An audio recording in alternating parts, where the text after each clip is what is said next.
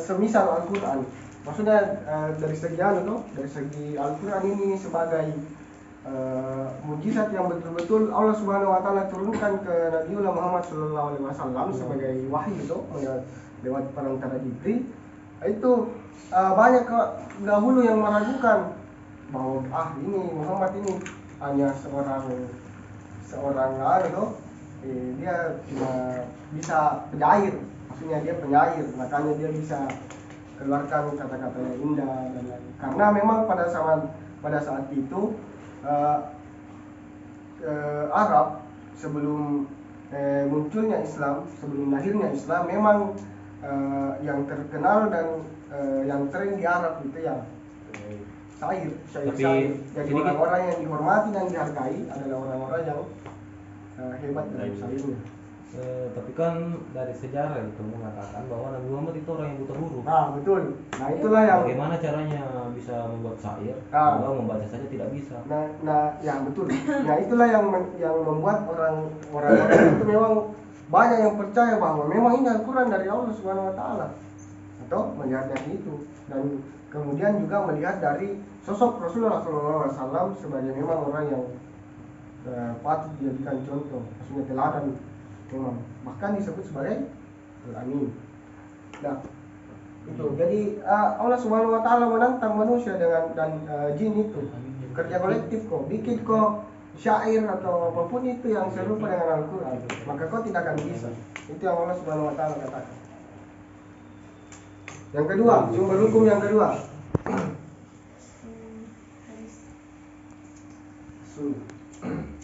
Bisa sedikit. Ya silakan. Ya masih diranya soalnya Al-Quran ini. Nah kan yang dijadikan sumber tadi kan sudah dibahas toh di isinya yang ada dalam Al-Quran itu berupa perintah dan larangan sampai muamalah itu semua tentu dari tafsir-tafsir atau ayat-ayat yang bisa diartikan. Tapi ini masuk di kategori mana ini ayat yang tidak punya arti kayak Yasin, Alif Lam Mim, Tof, Kasah, Ya Ain. Ya kata-kata yang begitu toh menurut tafsir memang beda-beda juga ulama tafsir menafsirkannya, dan ya kebanyakan tuh yang kita pelajari bahkan di pondok-pondok itu ya itu tidak memiliki arti, maksudnya hanya Allah yang tahu artinya, kan biasa begitu. Namun ada juga sebuah pendapat bahwa katakan bahwa baik itu ya Islam dan lain sebagainya itu bisa dikatakan sebagai sebuah kata seruan untuk menarik perhatian dulu, atau untuk menarik perhatian untuk melihat apa yang di ayat-ayat di belakangnya. Dan biasanya ayat-ayat yang memiliki kata-kata seruan begitu isinya memang hal-hal yang sangat-sangat penting. Saya tidak mengatakan bahwa ayatnya lebih penting dari yang lain, tapi memang ada hal-hal yang memang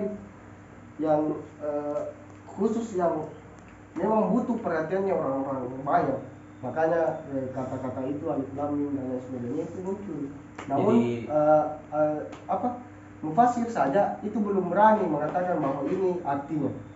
Jadi apakah setelah tauhid tadi yang ada di dalam isinya Al-Quran bisa ditambah satu misteri? Kan masih berupa misteri toh, karena kan di dalam yang kubaca itu mengatakan bahwa ketika ada seseorang yang bisa atau tahu atau paham betapa penting dan tahu bagaimana artinya itu Alif Lam Mim, maka dia itu adalah orang yang paling beruntung dan diberikan berkah yang sangat banyak oleh Allah Subhanahu wa taala baik di dunia maupun akhirat. Makanya orang-orang berlomba, tapi walaupun sampai di situ tidak bisa dapat. Ya, mungkin itu sudah masuk di ranah-ranah sufi. Hakikat. Kalau orang-orang hakikat itu sudah mulai bisa menerka-nerka, walaupun dia secara gamblang mengatakan bahwa Alif Lam itu penggambaran antara Nabi Muhammad dan Allah. Gitu. Itu sependek.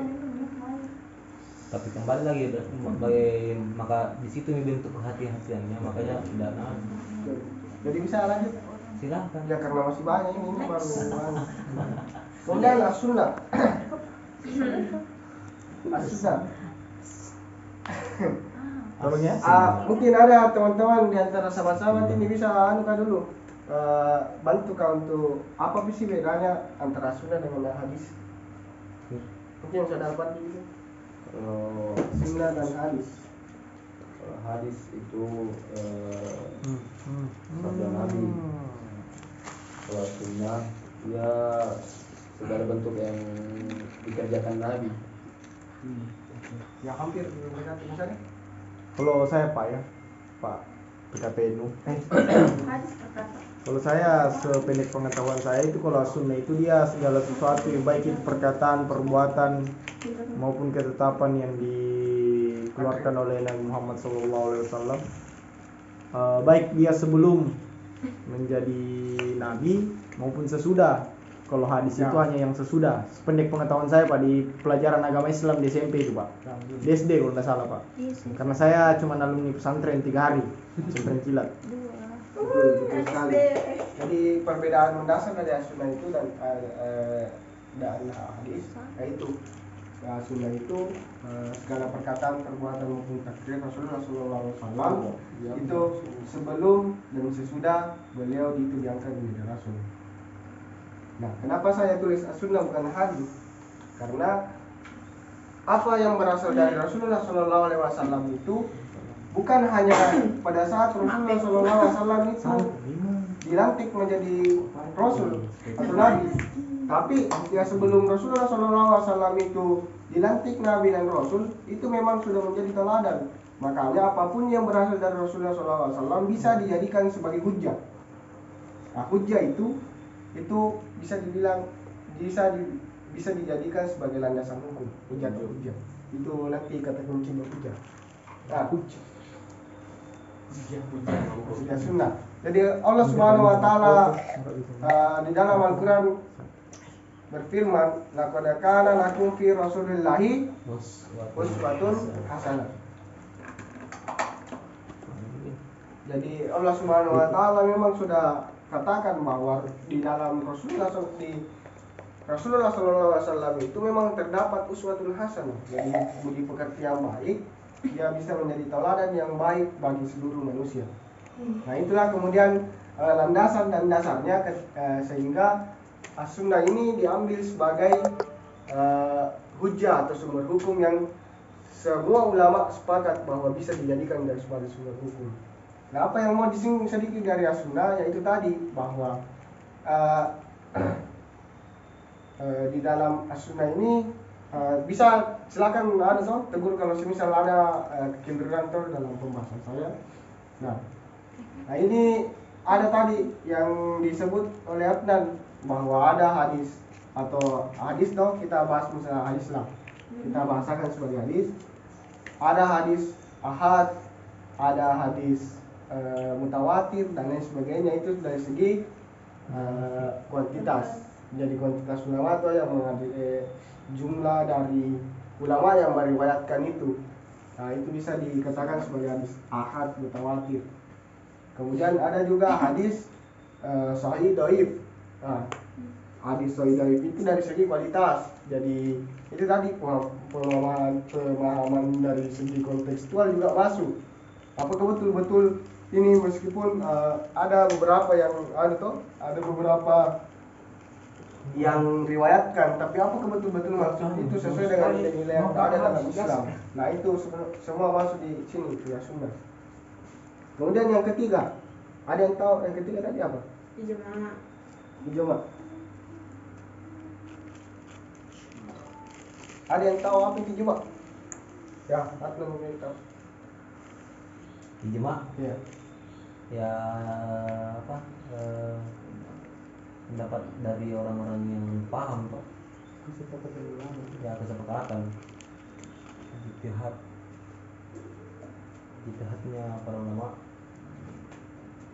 Jadi kita sedikit juga menyinggung persoalan itu pengistilahan supaya kita tidak tersesat di wilayah itu.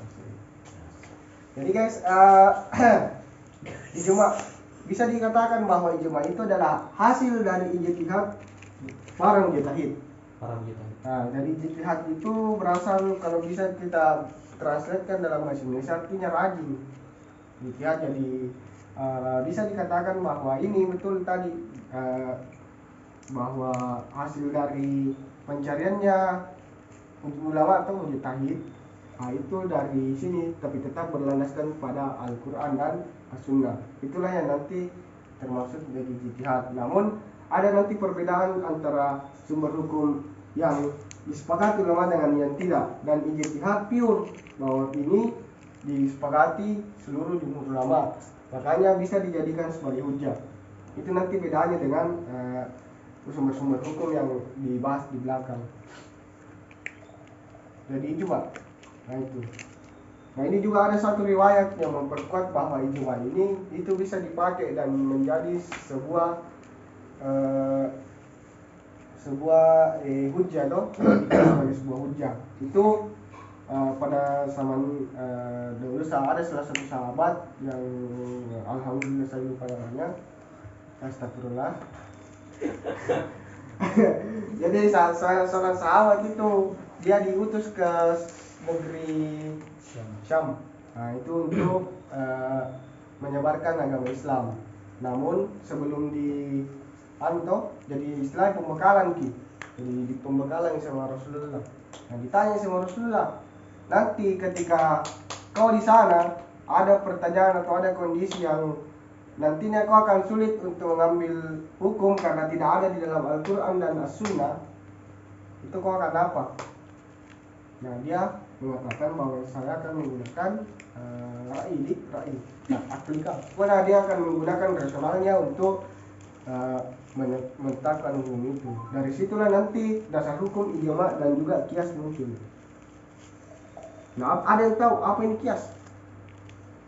Menyamakan. Mempersamakan. Perbandingan.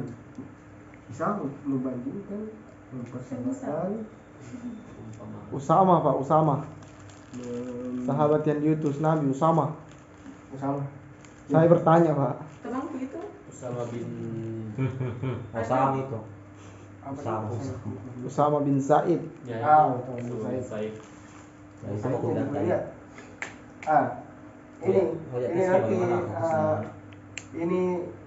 Ini nanti yang menjadi dasar hukum dari ijma dan kias, sehingga ulama sepakat bahwa antara ijma dan kias itu bisa dijadikan sebagai hujjah. Nah, bahkan ada sebuah pendapat bahwa sumber hukum Islam itu dia kategorikan 3 saja, ijma dan kias itu masuk di sini, ijtihad. Ya. Ada juga pendapat yang begitu toh. Jadi biasa ada orang bilang, sumber hukum itu ada 3 yang disepakati ulama. Ada juga yang bilang 4. Sebenarnya tidak ada yang salah karena dia mengambil ijtihad. Sedangkan ijtihad ini adalah sebuah proses dia. Jadi proses untuk bagaimana caranya memahami Al-Quran dan As-Sunnah dan menerapkannya di kondisi tertentu toh. Nah itu. Begitu pula dengan kias. Misal kias itu ada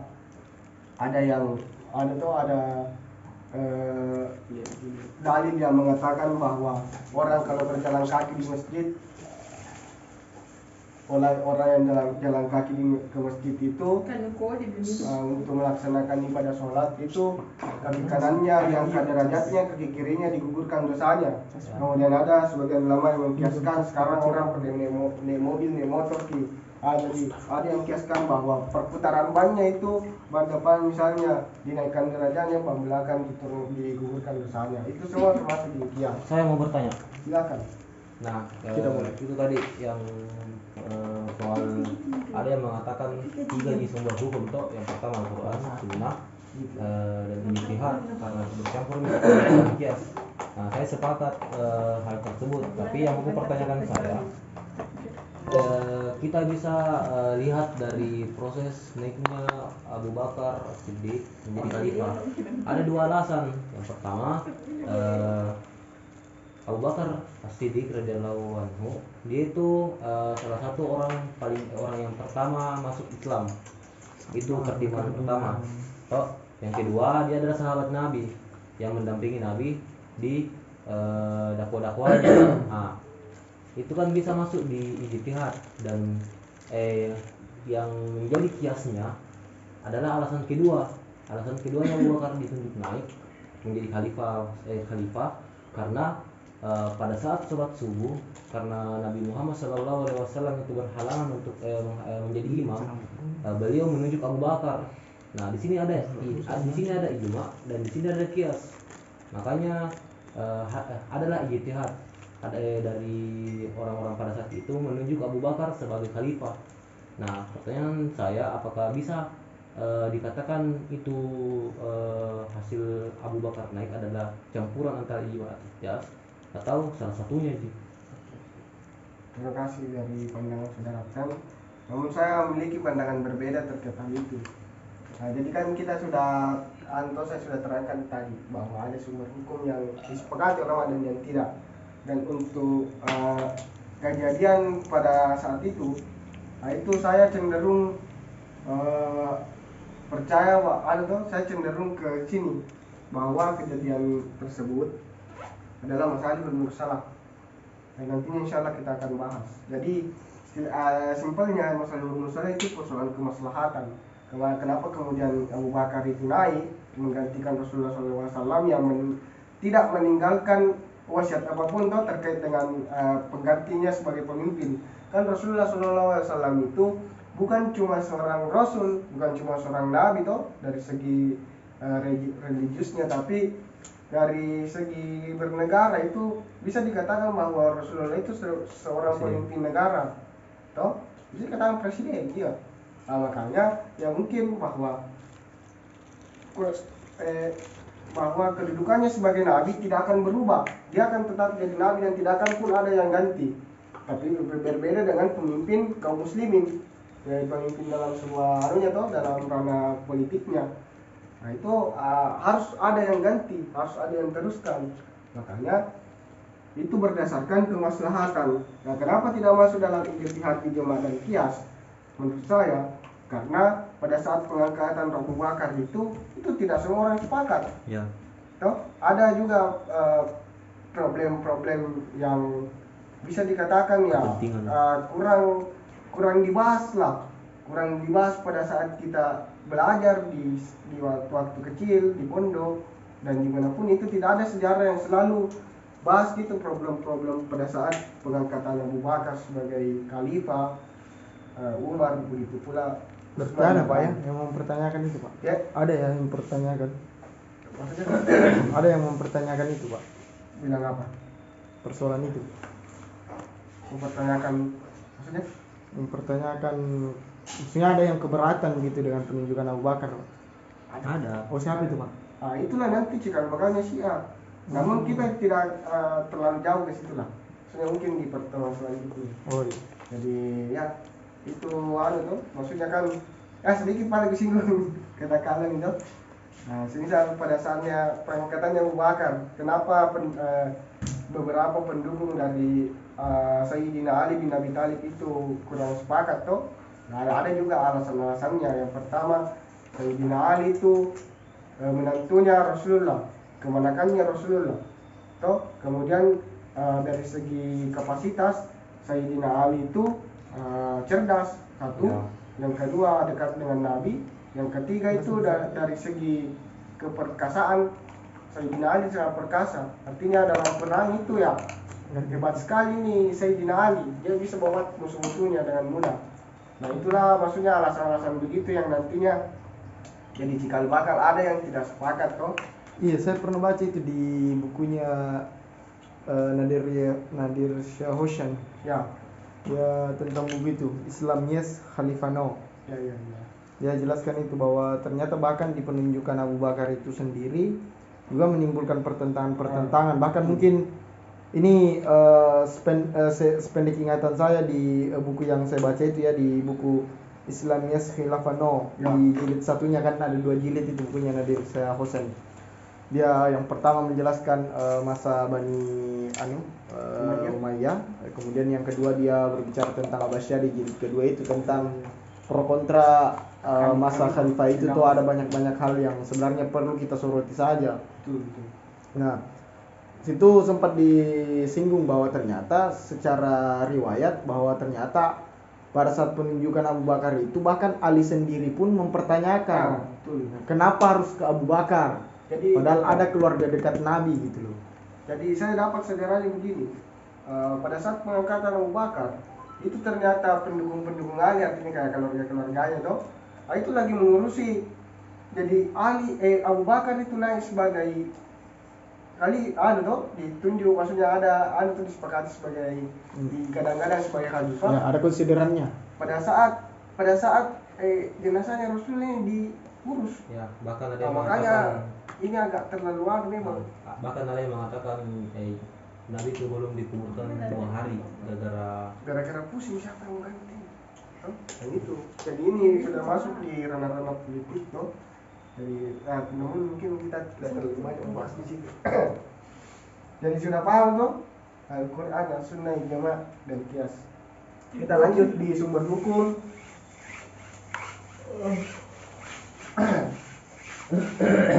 Yang